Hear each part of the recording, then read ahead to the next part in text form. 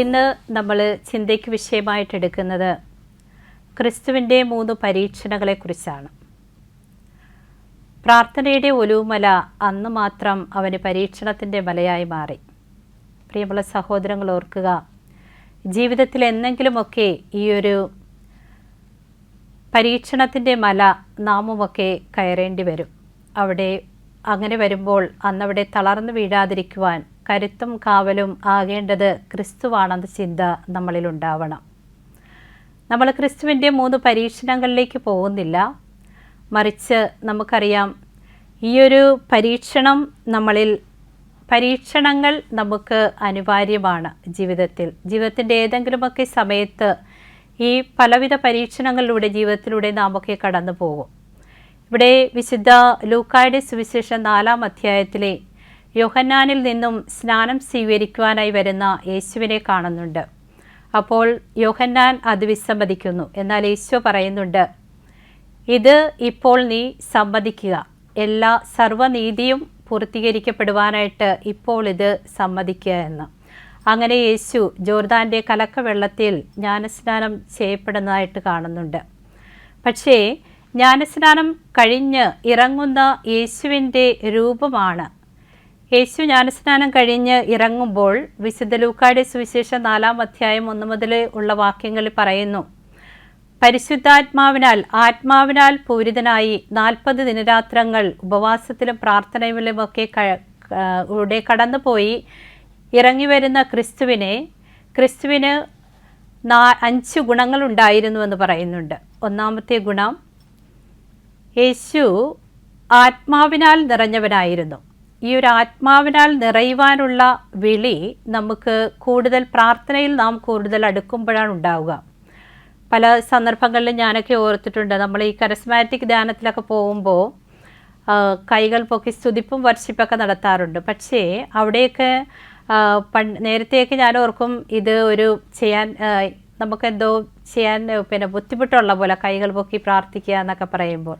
പക്ഷേ ഈ ഒരു കുറഞ്ഞൊരു കാലയളവിൽ ആ ഒരു ആത്മാവിൻ്റെ പ്രവർത്തനം എൻ്റെ ജീവിതത്തിൽ തന്നെ ഉണ്ടായിട്ടുണ്ട്. ഒരിക്കലൊരു ഭവനത്തിൽ ഇങ്ങനെ പ്രാർത്ഥിച്ചുകൊണ്ടിരിക്കുന്ന സമയത്ത്, സാധാരണ ഞങ്ങൾ ഭവനങ്ങളിൽ പോകുമ്പോൾ അങ്ങനെ പ്രൈസ് ആൻഡ് വർഷിപ്പ് ഒന്നും ചെയ്യാറില്ല. പക്ഷേ ആ സമയത്ത് അങ്ങനെ പ്രാർത്ഥിച്ചുകൊണ്ടിരിക്കുന്ന സമയത്ത് അറിയാതെ കൈകൾ പൊങ്ങിക്കൊണ്ട് സ്തുതിക്കാനും ആരാധിക്കാനൊക്കെ തുടങ്ങി. അപ്പോൾ കൂടെയുള്ള സിസ്റ്ററും അതിൻ്റെ കൂടെ ഉണ്ടായിരുന്നവരുമൊക്കെ സ്തുതിപ്പിലോട്ട് വരികയൊക്കെ ചെയ്തു. അപ്പോൾ ആത്മാവിനാൽ നിറയുവാനുള്ള ഒരു വിളി നമുക്കെല്ലാവർക്കും ഉണ്ട്, ഒരു ക്രൈസ്തവനുണ്ട് എന്ന് മനസ്സിലാക്കിയിരിക്കേണ്ടതാണ്. രണ്ടാമത്, ഈശോ പ്രാർത്ഥന ആയിരുന്നു എന്ന് പറയുമ്പോൾ നമ്മുടെ ജീവിതത്തിലും യേശുവിനോടൊപ്പം പ്രാർത്ഥനയിൽ എന്നും നാം ആയിരിക്കേണ്ടവരാണ്. തുടർന്ന് മൂന്നാമത്, ഉപവാസത്തിലായിരുന്നു എന്ന് പറയുന്നുണ്ട് യേശു. ഉപവാസം നാം നേരത്തെ കണ്ടു. ഉപവാസം എന്ന് പറയുമ്പോൾ നമ്മുടെ ഇഷ്ടങ്ങളെ വേണ്ട എന്ന് വെക്കുക, നമ്മുടെ ശരീരത്തിൻ്റെ ഇഷ്ടങ്ങളെ വേണ്ട എന്ന് വെച്ചിട്ട് ആത്മീയമായ കാര്യങ്ങളിൽ നമ്മൾ ശ്രദ്ധിക്കുന്നതിനെയാണ് ഉപവാസം എന്നും ഒക്കെ പറയുന്നത്. വീണ്ടും നമ്മൾ കാണുന്നത് സർവ അധികാരത്തോടെയും കൂടെ ആയിരുന്നു ക്രിസ്തു ഈ ഒരു ദിനരാത്രങ്ങൾ കഴിഞ്ഞു വന്നപ്പോൾ യേശു. ഈ അധികാരത്തോടെ സാത്താനോട് വചനത്തിലൂടെയും അധികാരത്തിലൂടെയും പറയുന്നുണ്ട്, സാത്താനെ നീ ദൂരെ പോവുക എന്ന്. നമ്മളോട് ബൈബിൾ വചനങ്ങൾ പറയുന്നുണ്ട്, നീ വിശ്വാസത്തോടുകൂടെ ഈ മലയോട്, നിനക്ക് കടുകുമണിയോളം വിശ്വാസമുണ്ടെങ്കിൽ മലയോട് മാറാൻ പറഞ്ഞാൽ പോലും അത് സംഭവിക്കുമെന്ന്. അപ്പോൾ വിശ്വാസത്തിൻ്റെ ആഴത്തിൽ മാത്രമേ ഒരുവന് ക്രിസ്തുവിനെ പോലെ അധികാരത്തിൽ പറയുവാനായിട്ട് സാധിക്കുകയുള്ളൂ. ഇനി 5-ാമതായിട്ട്, വചനത്താൽ നിറഞ്ഞവനായിരുന്നു ഈശോ എന്നുള്ളതാണ്. വചനത്താൽ നിറയുക എന്ന് പറയുമ്പോൾ ഇന്ന് പലപ്പോഴും നമ്മുടെയൊക്കെ വീടുകളിൽ ബൈബിളൊക്കെ ഇരിക്കുന്നുണ്ടെങ്കിലും പലപ്പോഴും വായിക്കാനായിട്ടൊക്കെ നമുക്ക് പലപ്പോഴും മടിയാണ്. അത്യാവശ്യം ഒരു പ്രാർത്ഥന കഴിയുമ്പോൾ നമ്മളത് തുറന്ന് വായിക്കുന്നു എന്നല്ലാതെ കൂടുതൽ അതിലേക്ക് നമ്മൾ വായിക്കാനായിട്ട് സന്നദ്ധത കാണിക്കാറില്ല. അറ്റ്ലീസ്റ്റ് നമ്മൾ വചനം എടുക്കാനെങ്കിലും നമ്മുടെ മക്കളെയൊക്കെ പഠിപ്പിക്കുവാനായിട്ട് മാതാപിതാക്കൾ വളരെയധികം ശ്രദ്ധിക്കണം. കാരണം കഴിഞ്ഞ ഒരു കോമ്പറ്റീഷനിൽ ചെന്നപ്പോൾ നമ്മളൊരു 10 മിനിറ്റ് കുട്ടികൾക്ക് കൊടുക്കും ബൈബിൾ ഒന്ന് വായിക്കാൻ വേണ്ടിയിട്ട്. അപ്പോൾ പല കുട്ടികളും അതിങ്ങനെ തിരഞ്ഞു വന്നപ്പോൾ തന്നെ 10 മിനിറ്റ് നഷ്ടപ്പെട്ടു. അപ്പോൾ മാതാപിതാക്കൾ ഓർക്കുക, കുടുംബങ്ങളിൽ മക്കളെ ബൈബിൾ അറ്റ്ലീസ്റ്റ് എടുക്കാനെങ്കിലും ഒന്ന് പഠിപ്പിക്കുക. അതുപോലെ തന്നെ വായിക്കാനും നമ്മുടെ മക്കളെ നമ്മൾ പഠിപ്പിക്കണം.